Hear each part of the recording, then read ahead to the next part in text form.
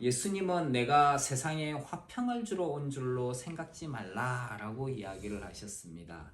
무엇인가를 예수님은 세상에 무엇인가를 주기 원한다는 것을 우리가 알 수 있습니다. 그런데 사람들은 하나님으로부터 예수님으로부터 화평을 받기를 원하고 있어요. 그런데 예수님은 그런 것이 아니라 내가 너희에게 화평을 주러 온 것이 아니라 오히려 검을 주러 왔다라고 이야기를 합니다. 화평이라고 하는 것은 평강이죠. 평안합니다. 싸움이 없고 다툼이 없는 그런 것이 화평이죠. 그런데 예수님은 그것이 아니라 오히려 검을 주러 왔다라고 이야기를 합니다. 검이라고 하는 것은 다툼과 분쟁이에요. 오늘날 시대를 보면은 이 세상 가운데에는 다툼과 분쟁 그리고 전쟁이 얼마나 많이 일어나고 있는지 모릅니다. 한 나라가 전쟁이 끝나면은 또 다른 쪽에서 전쟁이 일어나기도 합니다. 이쪽에서 끝나면은 또 다른 쪽에서 전쟁이 발발하기도 합니다. 최근에는 이제 우크라이나와 러시아의 그 전쟁이 거의 마무리 단계에 들어섰다고 이야기를 합니다. 이제 우크라이나와 러시아가 곧 휴전 내지는 이제 종전에 대한 협정을 맺을 거라고 이야기를 하는데요. 그런데 또 다른 곳에서 또 전쟁이 일어날 것이다. 그런 징후가 보인다라고 이야기하는 사람이 있습니다. 세상은 끊임없이 전쟁과 분쟁 가운데 있습니다. 세상이 창조된 이래로 지금까지 죄를 지은 인류의 역사 가운데에서 분쟁이 없었던 적은 거의 없었던 것 같아요. 가인과 아벨의 그 싸움으로부터 시작해가지고 물론 아벨이 일방적으로 당한 거긴 하지만은 계속해서 싸움과 다툼과 질투와 시기, 분쟁이 계속해서 일어나고 있는 것이 오늘날의 세대입니다. 예수님은 자기 자신에 대해서 이런 이야기를 하신 적이 있습니다. 내가 온 것은 섬김을 받으려 함이 아니라 도리어 섬기려 하고 자기 목숨을 많은 사람들의 대속물로 주기 위해서다. 이렇게 예수님은 말씀을 하셨습니다. 그럼에도 예수님은 내가 세상에 주고자 하는 것은 화평이 아니라 검을 주러 왔다라고 이야기를 합니다. 사람들이 인생의 목적을 잘 알지 못하는 이유 가운데 하나는 자신의 정체성을 제대로 모르기 때문에 일어나는 것입니다. 그래서 사람들이 추구하는 것은 자기가 누구인지 모르기 때문에 어떻게 해서든지 세상의 그런 가치를 따라서 살려고 해요. 돈과 명예와 그리고 행복을 추구하는 것입니다. 그런데 그런 것들을 세상에서 추구하는, 이야기하는 그런 가치들을 하지만은 그런 것들로 인해 가지고 평안을 그리고 행복을 누릴 수 있느냐? 그렇지 못하다는 거예요. 그런 것들이 자신을 채워주지 못한다는 것을 깨닫게 됩니다. 이제까지 많은 시간과 노력을 기울였는데 그런 것들로 인해 세상이 주는 것들로 인해 가지고 자기 마음 가운데에 채움을 받지 못한다는 것. 얼마나 불행한 삶을 살았는가 깨닫게 되는 것이지요. 그래서 사람들은 내가 누구인가 하는 정체성을 빨리 가지면 빨리 가질수록 오히려 인생을 사는 데 있어서 더 유익이 되고 이익이 되는 것을 보게 됩니다. 그렇기 때문에 우리는 내가 누구인가 하는 나의 정체성을 정확하게 가지고 있어야 됩니다.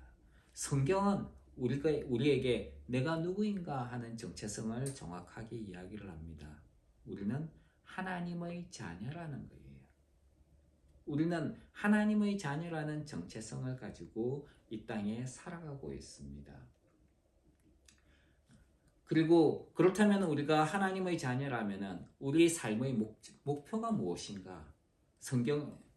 많은 성경을 참고해 가지고 우리 인생의 목표에 대해 가지고 인생의 목적이 무엇인가 하는 이제 신학자들이 내린 결론이 있어요. 그것은 하나님을 기쁘시게 하며 영원토록 그를 즐거워하는 것이 우리 인생의 목적이다라고 이야기를 합니다. 하나님을 기쁘시게 하는 것.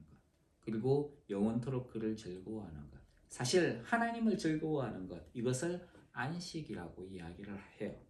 그러면은 하나님을 영화롭게 하며 안식으로 들어가는 것, 이것이 우리 인생의 목적이라는 것이지요. 안식을 누리지 못한다면, 천국에서 안식을 누리지 못한다면 그것은 인생을 잘못 산 것이다, 이렇게 이야기할 수도 있는 것이지요. 또 그리스도인으로서 그러면 우리가 천국에 들어가는 것을 목표로 삼아야 되는가? 우리는 예수님을 믿을 때 이미 천국이 시작되었다라고 이야기를 합니다. 그렇다면 천국이 이미 시작된 자로서 천국에 들어가는 것을 목표로 삼을 필요는 없는 것이지요. 그런데 성경을 보면은 우리를 예수 그리스도의 장성한 분량에까지 이르도록 자라는 것이 우리 그리스도인의 목표라고 이야기를 합니다. 그러니까 우리는 지금 예수님을 닮아서 하루하루 시간마다 그리고 순간마다 그렇게 변화하고 있다는 거예요. 하나님께서 그것을 이끄시고 계십니다. 우리가 하나님의 아들의 형상이 되도록 하나님이 이끌고 계시다는 거예요.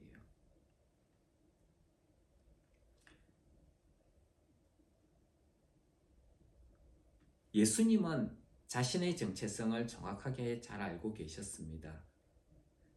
예수님은 자신이 하나님이신 것과 그렇기 때문에 하나님의 일을 위해 이 땅에 오셨다는 것을 잘 알고 계셨습니다. 예수님을 안 믿는 사람들도 예수님은 왜 이 땅에 오셨는가? 십자가에 못 박혀 죽기 위해서 오셨다 하는 것을 알고 있는 사람들도 많이 있습니다. 예수님은 오늘 이 말씀을 통해 가지고 내가 세상에 화평을 주러 온 줄로 생각지 말라. 화평이 아니라 검을 주러 왔다라고 이 이야기를 하시면서 우리가 무엇인가를 생각하게 합니다. 즉 예수님을 따르는 데 있어서 우리가 어떤 마음 자세를 가지고 따라야 하는가 하는 것을 우리가 이 말씀들을 통해서 보게 되는 것이지요.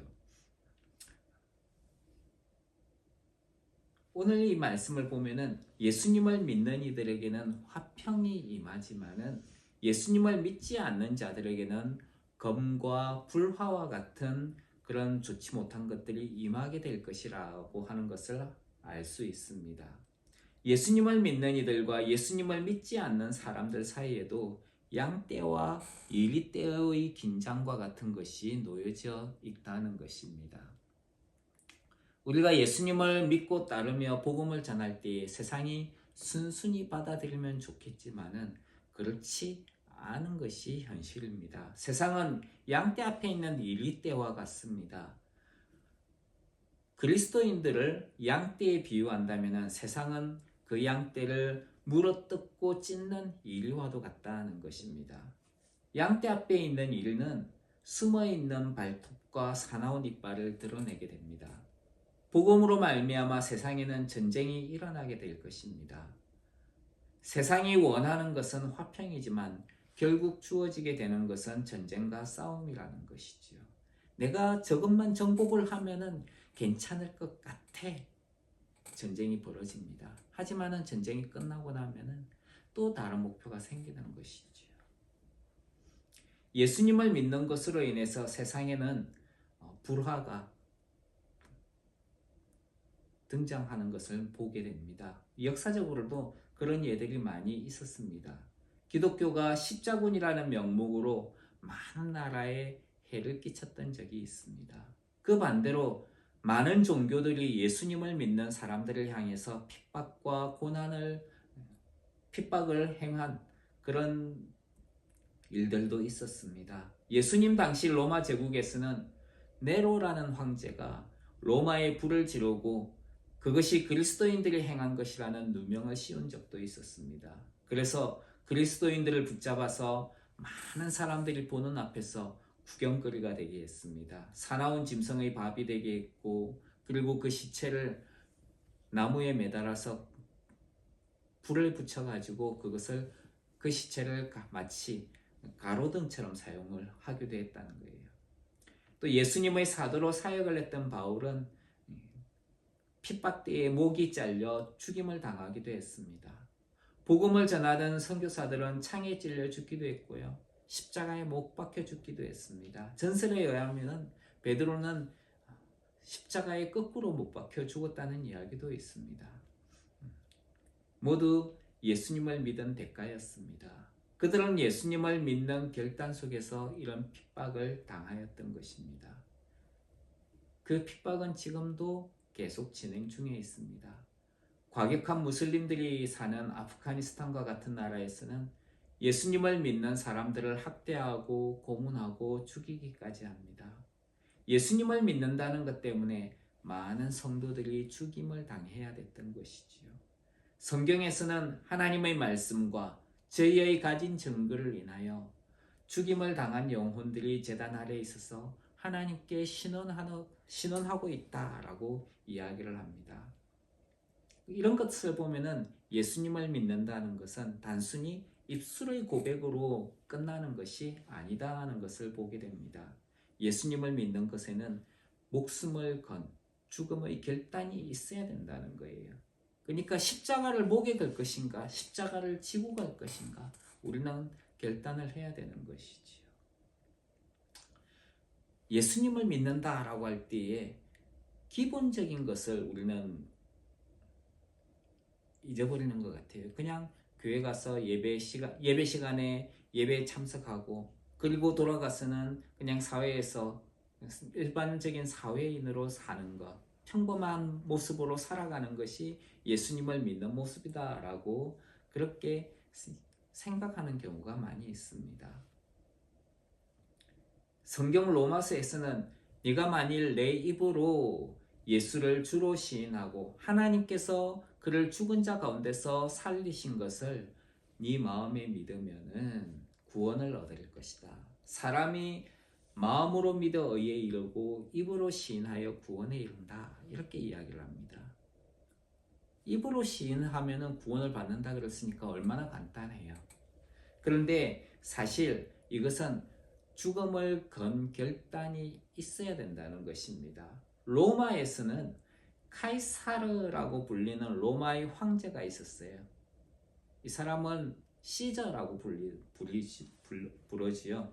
성경에서는 가이사라고 이제 우리 성경에서는 그렇게 표현되어 있는데 이 로마 시대에서는 주인 혹은 주님이라고 할 때 누구를 가리키느냐 하면 바로 이 로마 황제를 가리킵니다. 로마 황제가 나의 주인이고 나의 하나님이다.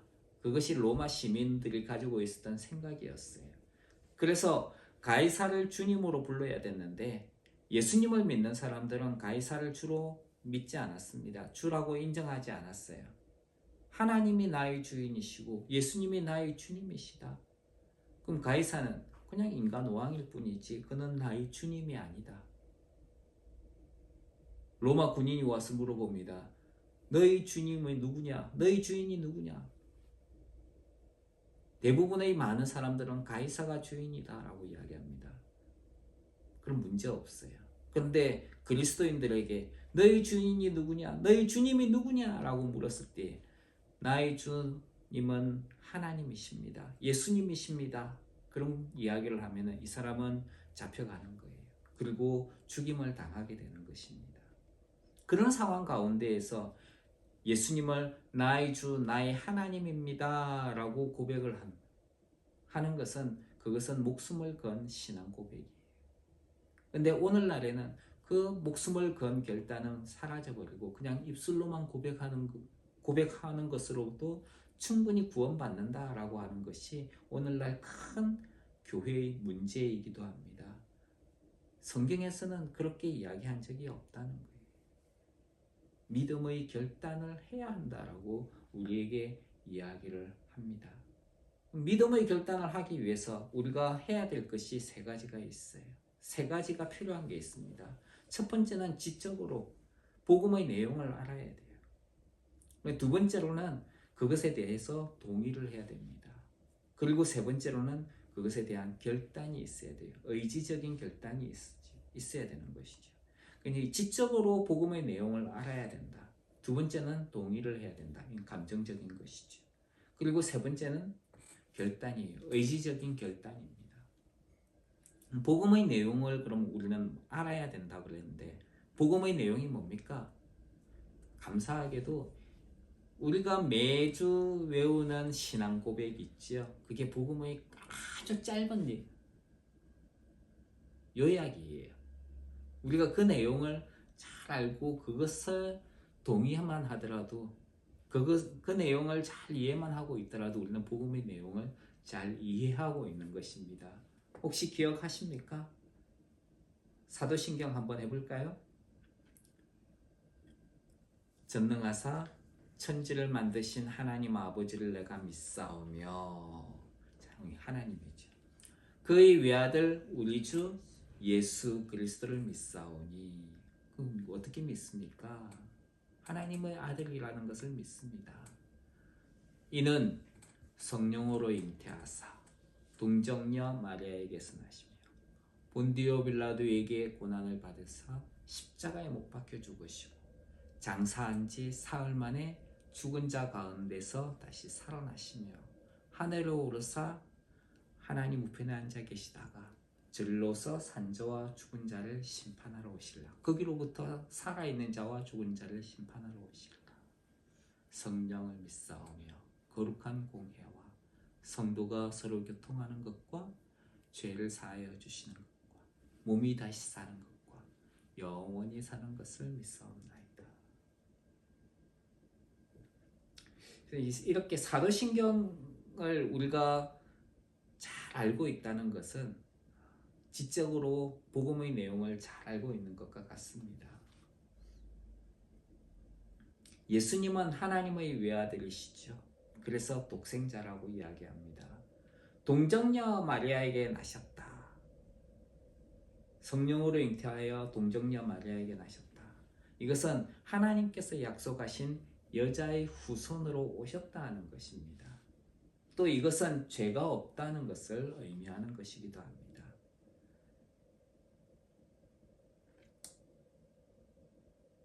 우리의 모든 죄를 대신하여 고난을 받으시고 예수님은 십자가에 못 박혀 죽으셨습니다. 그리고 무덤에 장사되었어요. 그리고 죽은 지 3일 만에 하나님이 그를 살리셔서 하늘과 땅의 주가 되게 하셨습니다. 누구든지 예수님을 믿으면 그 모든 죄를 용서를 받습니다. 이게 하나님께서 세우신 법칙이에요. 그리고 그를 하나님의 자녀가 되게 하십니다.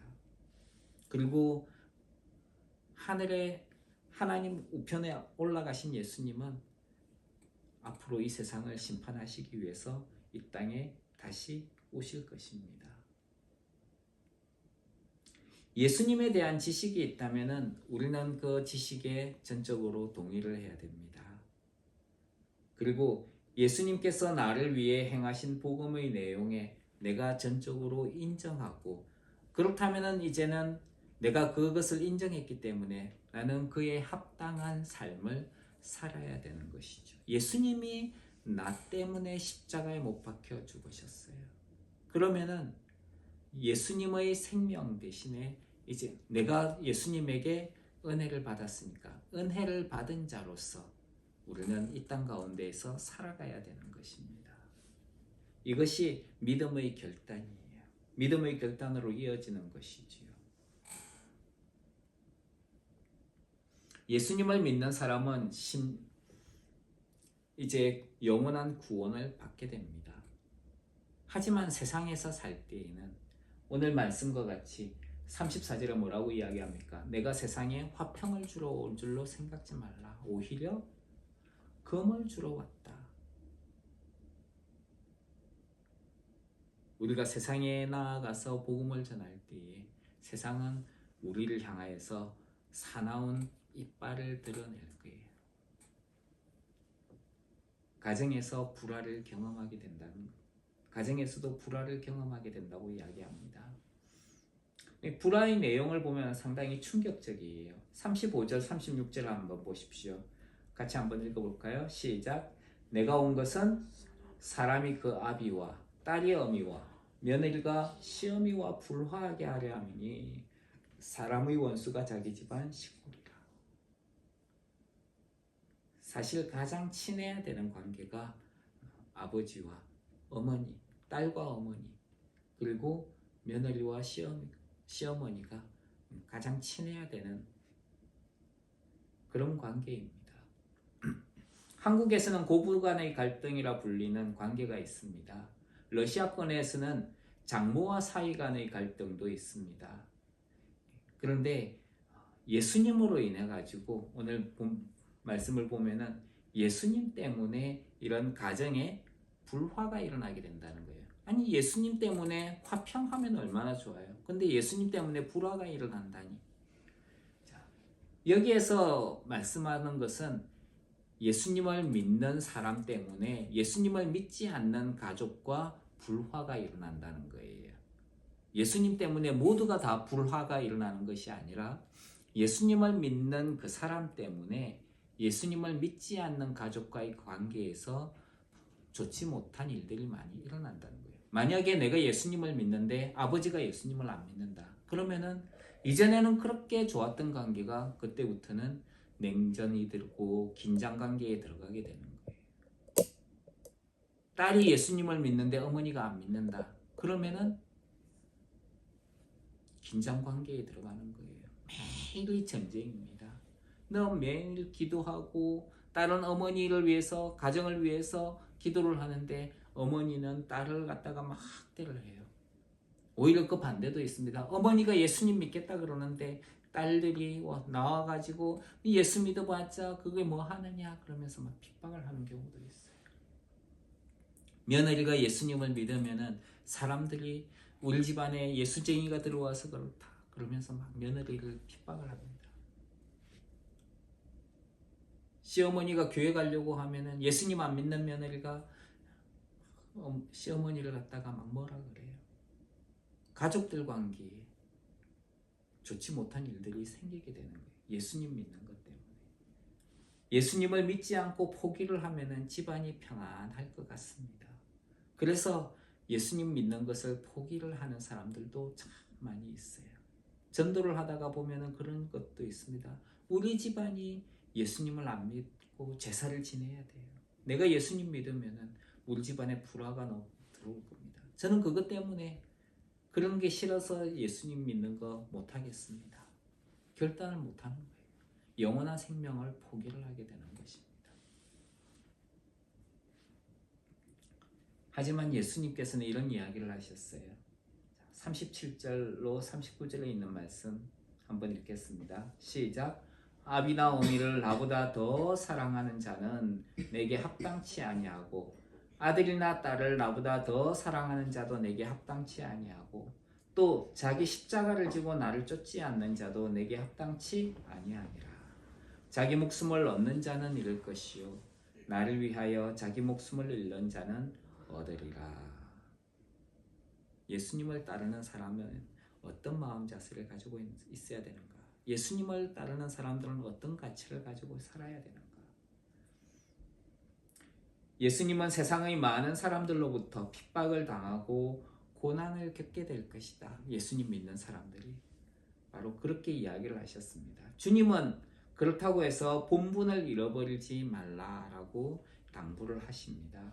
세상을 두려워해서 세상에 굴복하지 말고 부모와 가족보다 하나님을 최우선으로 여기며 담대하라라고 주님은 위로하십니다.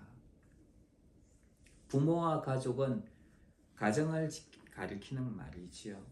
언제나 이 가정은 나의 편이었고 지지를 받고 의지와 힘이 되는 곳이기도 합니다.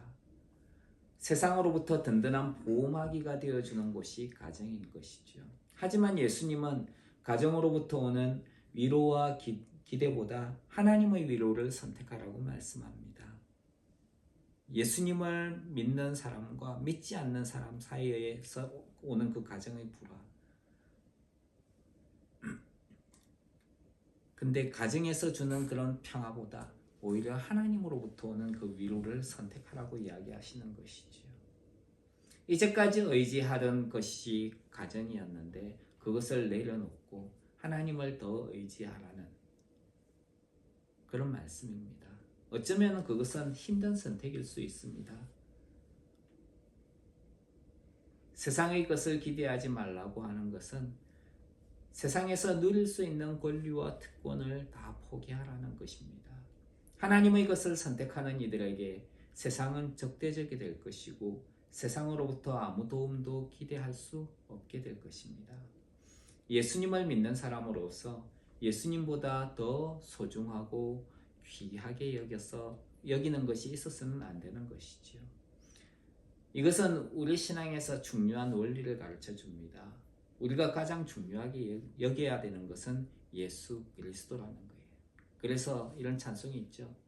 주 예수보다 더 귀한 것은 없네. 이 세상 명예와 부귀와 바꿀 수 없네.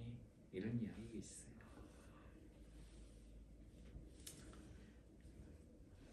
예수님은 자기 십자가를 지고 나를 쫓지 않는다도 내게 합당치 않다라고 이야기를 하셨습니다. 십자가는 로마에서 죄인을 처형하는 도구였죠. 사실 이 십자가라고 하는 것은 정치범들을 처형하는 도구였습니다. 근데 예수님은 정치범으로 십자가에 못 박히게 됩니다. 세상에 대해서 반역을 일으켰다는 거예요. 자기 십자가를 지라는 것은 세상으로부터 반역을 하라는 이야기입니다. 세상에 순종하지 말고 오히려 하나님에게 순종하라는 거예요. 우리는 이런 결단을 하고 예수님을 따라야 되는 것입니다. 이것이 자기 부인입니다.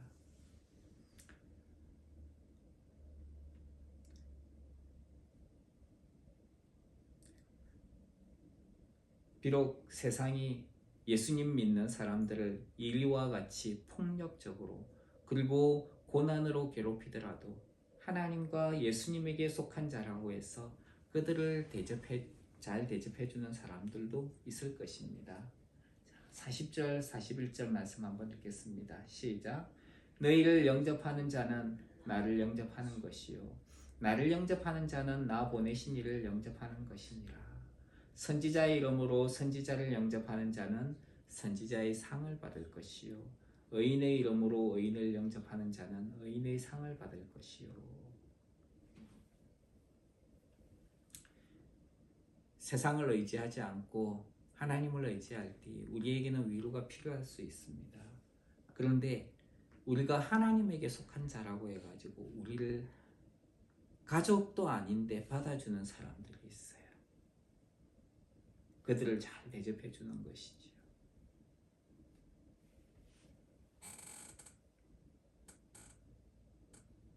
그런 때에 얼마나 감사한 일인지 모릅니다.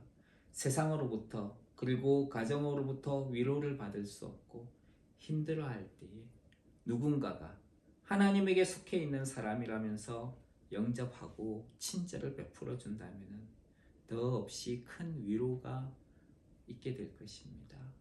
영접이라는 말은 손님을 맞이할 때 사용하는 말이지요. 이제까지 혼자인 줄만 알았는데 함께하는 이가 있다는 것으로 인해서 외롭지 않게 될 것입니다. 또 주님은 그렇게 은혜를 베푼 이들은 사도들에게 한 것이 아니라 자신에게 한 것이다 라고 인정해 주실 거라고 말씀합니다.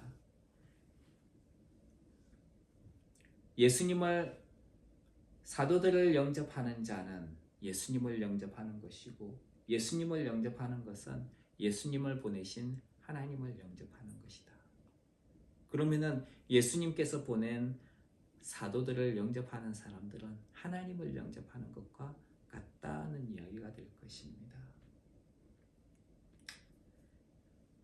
교회는 하나님을 예배하고 성도들이 영적으로 성숙하며 성장하는 공동체입니다.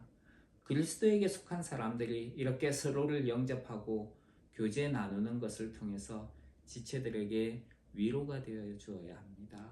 우리 교회가 바로 그렇게 위로가 되는 그런 공동체가 되길 주님 이름으로 축원합니다. 성경은 말세에 고통하는 때가 찾아올 것이다 라고 이야기를 합니다. 마지막 때가 되고 고통하는 때가 될 때에 서로에게 위로가 되는 하나님의 백성으로 살았으면 좋겠습니다. 하나님의 일을 할 때에 하나님께서는 그 필요한 것을 채우시겠다고 하셨습니다.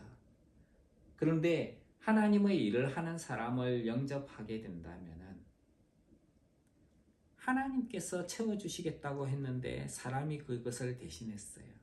그렇다면 그 사람은 하나님의 일을 하는 사람이 될 것입니다.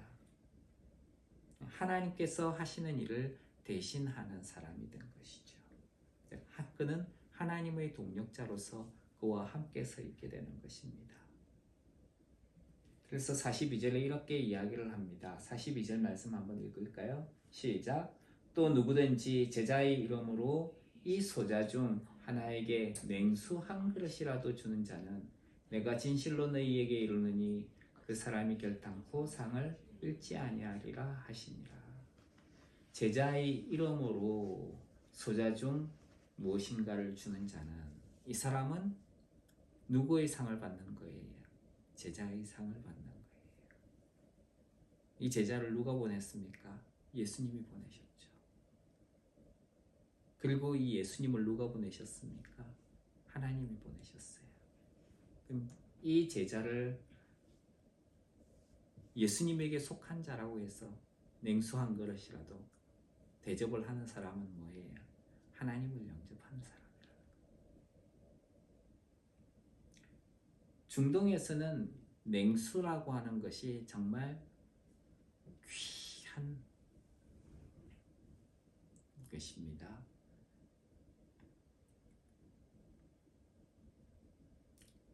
그 더운 지역에서 오늘날 우리가 보면은 물 하나 어떻게 보면은 뭐 그냥 간단한 거예요. 그런데 저기 중동 지역에서 팔레스타인 지역에서 냉수라고 하는 것은 물이라고 하는 것은 흔하지 않은 가장 귀한 것입니다. 그런 걸로 대접하는 자를 주님께서는 잊어버리지 않겠다는 거예요. 우리가 예수님 믿는 사람들을 섬기는 것, 그것을 주님은 잊어버리지 않겠다라고 이야기하시는 것입니다. 예수님을 믿는 것은 복음에 대한 구체적인 결단이 있어야 합니다. 예수님은 주님을 따르는 이들이 세상에서 어떤 마음을 가지고 사역해야 하는가를 말씀하셨습니다. 주님은 자신이 보낸 사도들을 영접하고 대접하는 사람에게 내가 결코 상을 잃지 않을 것이다 라고 말씀하십니다. 복음을 전하는 사람들에게 작은 것이라도 필요한 친절을 베푸는 것이 될 것입니다. 주님의 동력자로 세상 가운데서 담대히 하나님의 백성들을 세우는 사역을 하며 또 서로에게 위로가 되고 또 하나님의 사람들을 잘 대접하는 그런 은혜가 있기를 주님의 이름으로 축원합니다. 기도하겠습니다. 하나님, 우리가 예수 그리스도를 믿는 결단을 하고 또 복음의 진리 가운데 온전히 거하게 하여 주시옵소서. 그리고 서로에게 위로가 되어주고 또 도움이 되어주며 또 서로에게 은혜를 베풀어주는 하나님의 사람들로 살아가게 하옵소서. 예수님 이름으로 기도합니다. 아멘.